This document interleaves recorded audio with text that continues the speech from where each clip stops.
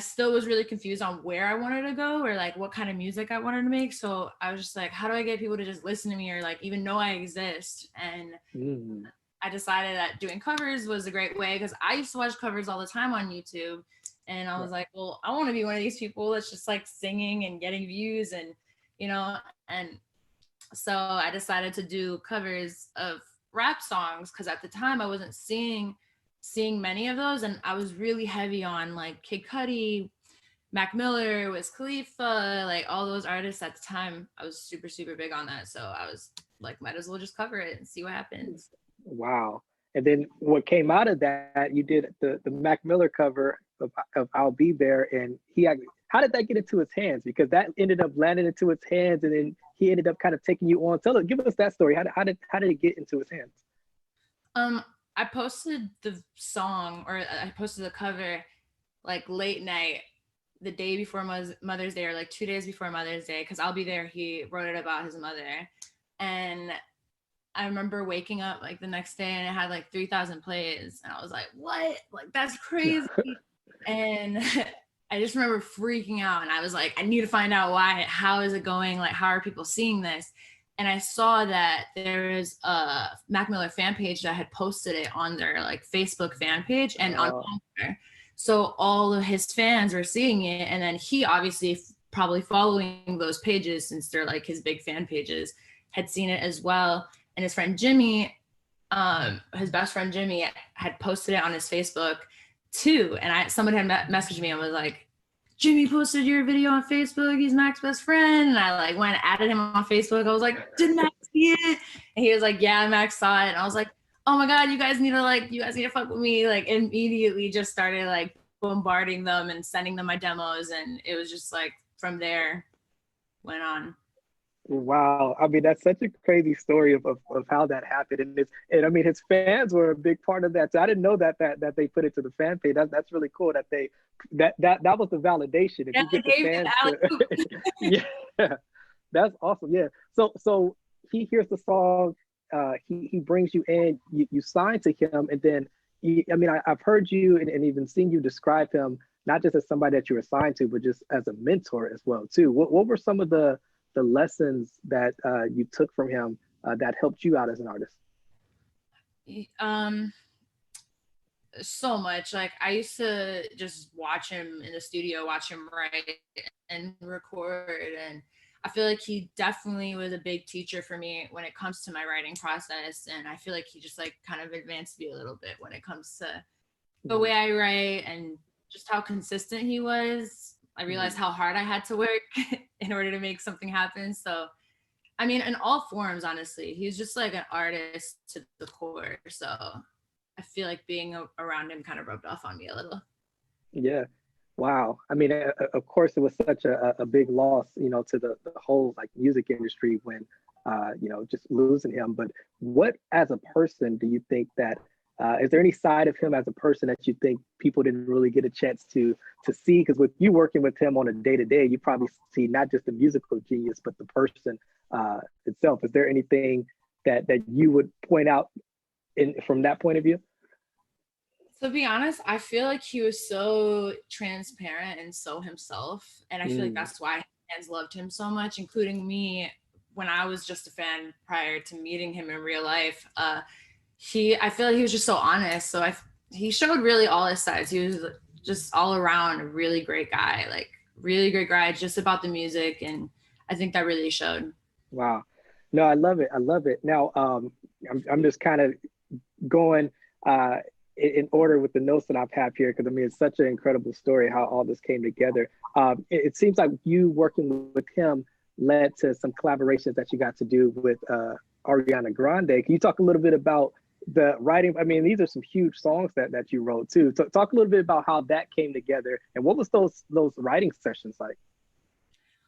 I met Ariana through Mac when they were dating, and we became friends through that way. And honestly, she just had invited me to the studio after he passed, and she was working on her album, and I was in there, and we got to collaborate on some music, and it was just really cool. I think it was really cool to watch a bunch of girls get in the studio together and just create awesome music like that.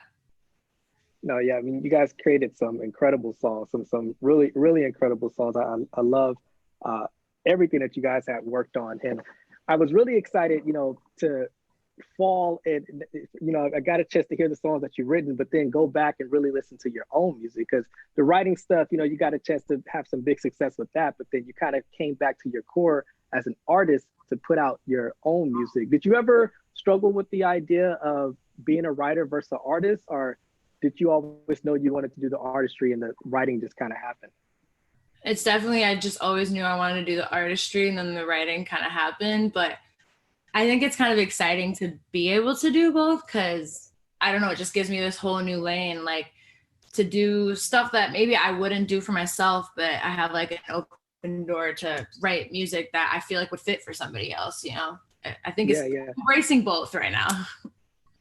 I love it. I love it. I was wondering if you were going to come with the different hairstyles today, because I know you have your different moods for. Yeah. But I like the natural today. I love it. I love it. But uh, what's Yeah, the I feel story like behind that? I feel like the brown hair, like my natural hair, just feels a little more fitting with the music I'm about to put out. Oh no, I love it. I mean, I love all the different looks, all the different looks. But what was the idea behind that? Because I know with the first project you had the pink hair look. Second one you had kind of like the blue. What was the thought process and putting those different hairstyles and just images with the music? It was just fun to kind of put a different persona like with each project. Like it was like for the pink, like Sad for You was this like lovey, like breakup, like it's just like this whole project about like relationship kind of stuff, you know. And in Vacation, Mhm. I felt like it was me kind of like getting out of that relationship stuff and being free on my own. And I felt like the blue fit with that more. It was just fun. It was fun to play around with looks for me. And I don't know, it might come back in the future. Who knows? No, I love it. I mean, the reason why I was saying I wanted to save my question for Lucky is because it seemed like, looking at some of the past music that you did, and it still was vulnerable and open, talk about the relationships and, the toxicity of that, and then, getting through it. And in this newer music, we do seem like we're breaking down a few layers and getting a little bit more personal with who you are. Even in the video, Lucky, it seems like it's home videos and we're just getting you. So how do you get to that point of, okay, let me take all this away. This is who I am. How do you get to that point? It's really just like chipping away at it, like by creating more and more music, at least for myself personally. I feel like after the two projects that I did, I really like had to sit down and be like, okay, but what kind of artist am I? Like, who am I? And how do I tell that story like in my music? How do I get more honest? How do I get more raw? And that's how like songs like Lucky came to be. I feel like I just really dug deeper this time around. And you have to be a little bit like more fearless, I guess, when writing these types of songs. So it's just had to kind of jump in the water. I mean, one thing that really stood out to me, I mean, one, I love how you're able to, it seems like the right approach vocally with your tone, how to manipulate. You can do the soft tone, or you can do the real kind of upfront, in your face, showing off your character. And is that something you learned naturally, or is that something that you picked up? Because it really seems like you're in control of your tone and of your voice, and that's something that people like go and study. And it seems like it comes really natural for you. Yeah, I just actually my first time ever taking like vocal lessons was last year, so I would say it Mm, came naturally, and it's just practice. Like, and it definitely has a big part in like the big part in it is all the different music that I listen to. So I mm. hear all this.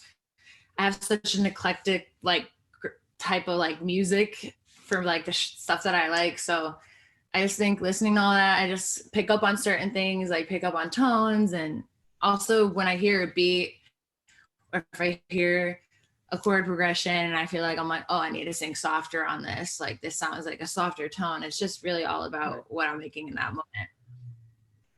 I mean, I really fell in love. Like the voice draws you in, and then the production just makes you go, wow. Like, I mean, I love all the production choices that you do, how the sonics that you do. How involved are you with the full creation? Like once the song is recorded, and I mean, are you choosing the tracks? Are you sitting there with the mix? How involved are you with the entire process? I'm super involved. I normally like to sit in the room while the music is being created. That way I can kind of like at least like steer it to something that's going to be comfortable for me and what I'm feeling that day. So yeah, I think I'm literally involved from step one to the finished product. Wow. I want to talk a little bit about one of the lyrics that you had in Lucky, and I believe this is how you start the song. You say, "Let me say I love you right now, give you all your flowers right now. I don't want to wait until it's too late." I thought that was such like a powerful message because a lot of times we don't give people the credit until they're no longer here. What inspired this song for you to give such a powerful message and with Lucky? I was sitting in the studio last summer while working on this album. I had a studio house and I just had some of my closest friends there that I make music with me. It was just pure emotion that day. Like I think I was just feeling kind of heavy hearted all day, and I was missing my family, my mom and dad, my siblings, and I was missing Mac as well.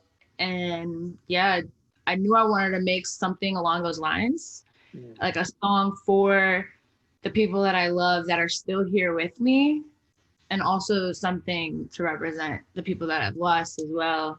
So yeah, I feel like all around it's just anybody that's like meant anything to me in my life or still means something to me in my life really inspired that song. I was so emotional while making it, especially me living in LA and like living further away from my family. I'm the only one that lives out here. Everyone else is in Chicago. So I was just feeling like a little homesick. So it inspired the song and it came to be. I wrote that song in like 15 minutes. What? What? I'm telling you, it's either like What? it's either I spend like a few weeks on a song or it's just like word vomit. One or the other. Wow. I mean, it is crazy to hear that because the lyrics and the meaning is so deep, but it seems like some of those songs that are more just genuine and it's just pure emotion is easier to write. But wow, that's amazing. 15 minutes. Wow, that's amazing. I swear, I literally finished the song before the beat was made. Like we went back actually and did post-production on it. We just had this guitar loop going and I was like on my phone just typing away. Like it was just coming out and I didn't want to miss the idea, you know? Right, right. No, I love it. I love it. Well, I mean, I just got a few more questions before we wrap up. One, I know you mentioned, Mac Miller being somebody who inspired you and kind of mentored you growing up. But was there any other people along the way who just kind of helped you out in your career and helped you to get to find your sound and all that? Who were the players to kind of help you get to where you are now?